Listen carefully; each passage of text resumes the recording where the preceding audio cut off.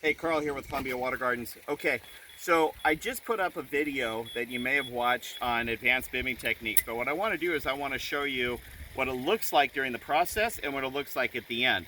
So in the last video, and I hope you saw it, and if you didn't, I'm going to put a link at the end. I'm going to put a link at the end of this video for you to watch the one that I just put up. But in the last video, I explained to you that we take underlayment and we backfill. So this is that second part of that waterfall spillway that we had to backfill. And as you can see, it's just backfilled with sand. We've got 2 layers of underlayment here, and the idea behind it is we're basically creating a sand bag, okay? So when I'm done with this, I'm gonna fold this back over against itself, and I'm also going to use my torch, and I'm gonna seam this thing together, and the end result is gonna look like this. By the time you're all done, you're going to have a piece of liner that's going to be cut to size, and all you're going to do is run a bead of foam all the way around the lip like you see here. And then of course we're going to put gravel over the top of that, and this right here now, it becomes our extended part of our spillway. Water is going to come in from the wetland through this area right over here. We're going to put a rock over here to block the flow from coming out this corner, and it's going to steer the majority of the flow coming out over here. So here's how it goes together. I've already backfilled this, and I've leveled it, and I've stomped on it to just kind of give it a little bit of extra back pressure. So now all we have to do at this point is we basically just have to wrap it up. So I'm going to take this underlayment over here and just kind of do the best job I can, folding it back and forth. There's no reason at this point to cut off this extra unless you want to. But let's say that you want to save it for a rock pad or whatever. Underlayment, it comes cheap, it's an easy cut. In this particular case, I've got enough to be able to flip forward, so I'm just going to go ahead and cut this extra off.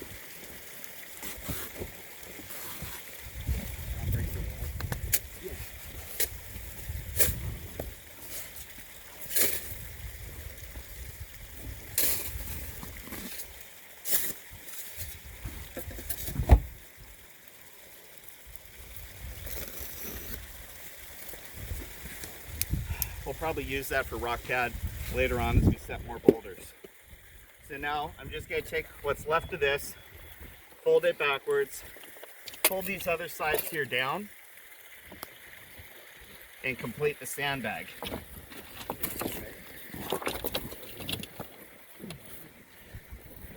Now if you're on my Christmas list, be thankful that I don't wrap Christmas presents, because be thankful that Michelle does it, because I'm really not good at wrapping presents. But you get the idea.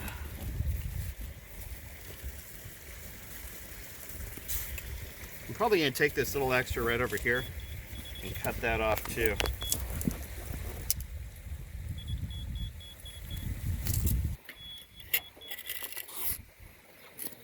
Incidentally, when you're working with underlayment, it's going to dull your blade pretty quick. So be sure to just have an extra set of blades handy. You can see how quickly this thing here is just going to fight with me.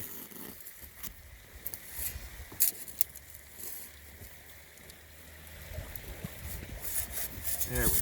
That's coming together nice. Big ass pile of dirt that it's all graded out up there. That was a lot. I wonder if this is going to catch fire. A little bit of foam carelessness right there. Let's see what happens. I guess not. Okay, so this is the technique over here. Pay attention really closely. Hey Aaron, can I have just like a smooth rock, please? Smooth rock? Yeah, something small, just a single smooth rock, like baseball size. Oh, that's perfect. Thank you very much. See this nice smooth surface right over here? This is what we're going to use to melt it and to push it down into place. See it starting to melt right over here?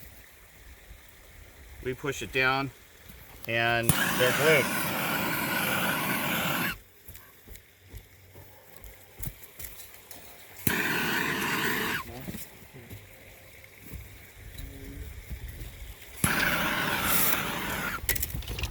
And going over it just a few more times.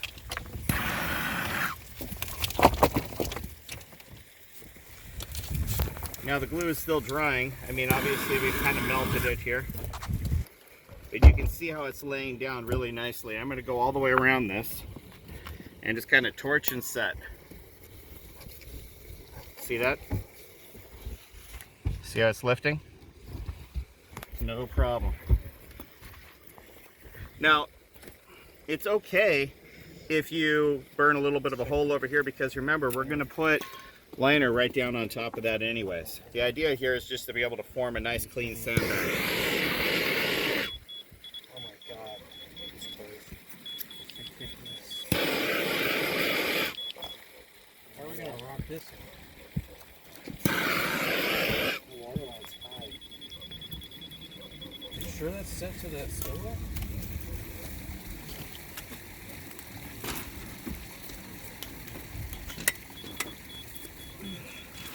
Ah, that spillway is way too tall, dude.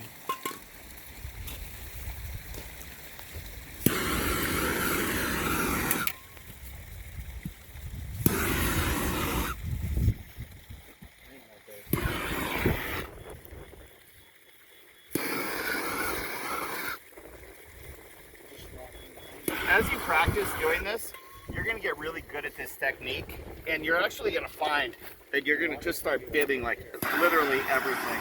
And it's going to make such a huge difference in the quality of your work, whether you're a professional or a DIY. I'm almost done with this, and just look at how clean that is. Then all we have to do now is go to the other side, and we're going to custom cut a piece of liner, and this thing's going to be ready for gravel. But I'm going to do one more thing over here on this, and this is going to be really, really cool, because I'm going to take a piece of pipe, and I'm going to run a piece of pipe across the front of this, and I'm going to direct flow out to this over here and create what's called a mystery falls. And that way we can kind of direct flow in different places, areas that ordinarily we wouldn't have been able to get to. So I hope you like this video, two-part video series. It's just kind of fun stuff, little techniques that you pick up along the way. And if you're new to my channel, please be sure to subscribe. Put a comment down below if you have questions. If you want to call me, call 888-713-7771. The link is in the description at the bottom of the page, and hit extension number 4. That rings my cell phone. I'm Carl with Columbia Water Gardens, and I'm here to remind you that building ponds is fun, but bibbing really does matter. Happy ponding.